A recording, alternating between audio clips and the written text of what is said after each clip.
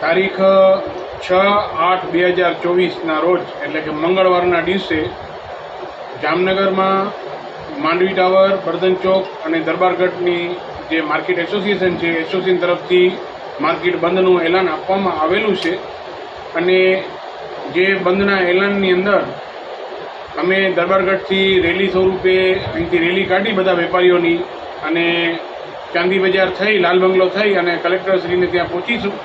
Collector કચેરીએ પહોંચ્યા પછી કલેક્ટરશ્રીને આવેદનપત્ર પાઠવીશું કે નો હોકિંગ ઝોનના અમલાવારી માટે.